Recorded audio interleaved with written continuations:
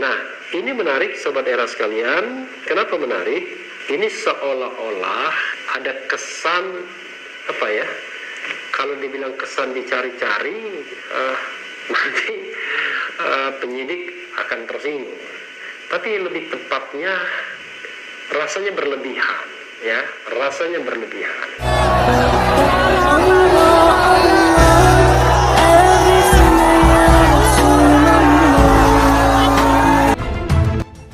Kenapa saya mengatakan demikian? Sejak awal saya mengatakan apa yang terjadi di Petamburan itu sebenarnya kalau dalam perspektif hukumnya bukanlah kasus yang berat, bukanlah sebuah extraordinary crimes, bukanlah kejahatan yang secara tradisional kita sebut dengan malah inse, yaitu pidana atau tindak pidana yang dari sononya memang merupakan kejahatan yang tidak bisa dibenarkan ditolerir di negara manapun, seperti misalnya pencurian, perampokan, penjambretan, pemerkosaan, tindak pidana terorisme, apalagi tindak pidana korupsi. Tapi ini adalah sebuah pelanggaran yang terkait dengan prokes, protokol kesehatan COVID-19. Ancaman hukumannya juga tidak banyak, yaitu hanya 1 tahun dan denda 100 juta rupiah. Jadi ancaman hukuman itu lebih pada upaya untuk mendidik sesungguhnya. Makanya ketika yang dilakukan penyelidikan dan penyidikan itu adalah pelanggaran yang ringan-ringan saja, maka sangat aneh kalau kemudian Habib Rizik dikuntit. Tapi rupanya tampaknya polisi tidak puas kalau hanya menersangkakan dengan Undang-Undang Kekarantinaan Kesehatan, yaitu Undang-Undang Nomor 6 Tahun 2018. Dicarilah pasal lain, yaitu pasal tentang agitasi, ya, pasal tentang provokasi, pasal tentang melakukan sebuah provokasi dan orang lain kemudian terkena dampaknya untuk melakukan tindakan-tindakan atau perbuatan pidana karena provokasi tersebut. Nah, ini menarik Sobat Era sekalian. Kenapa menarik?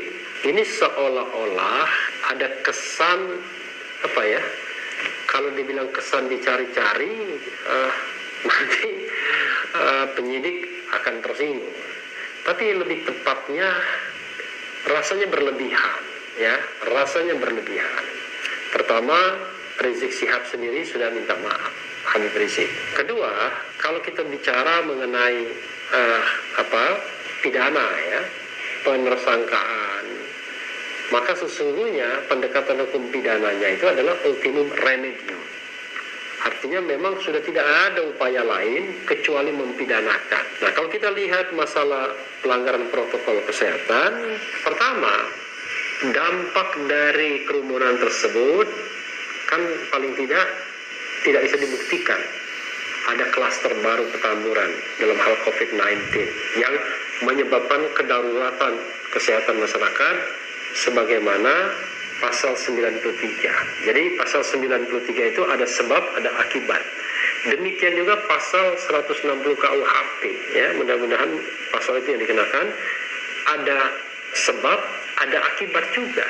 Jadi tidak ujuk-ujuk bahwa ketika kita melakukan provokasi atau dianggap melakukan agitasi, tiba-tiba hanya berlaku delik formil saja. Tidak, karena putusan MK itu sudah mengubahnya menjadi delik material. Jadi harus ada akibat dari provokasi dan agitasi tersebut.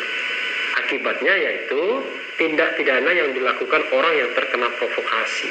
Nah, sebenarnya kan tidak terjadi apa-apa, selesai saja. Tidak ada orang yang melakukan tindak pidana setelah itu, juga tidak terjadi klaster baru Petamburan. Kalaupun terjadi klaster baru, Sobat Era sekalian, sekali lagi pendekatan pidananya adalah ultimum remedium. Pendekatan hukum administrasi ya sudah cukup menjerahkan. Siapa sih yang mau didenda 50 juta atau didenda 100 juta rupiah? Itu bukan uang yang sedikit, uang banyak. Apalagi kemudian dengan itikat baik, Habib Rizik sudah menyetop semua kegiatan ketika berpidato dalam peringatan 212. Dan bahkan dia menghimbau kepada siapa saja, kepada pengikutnya untuk mematuhi protokol kesehatan. Lah, masih ditersangkakan juga, dan anehnya juga dikuntit. Dan penguntitan itu fatal, karena mengakibatkan 6 korban jiwa.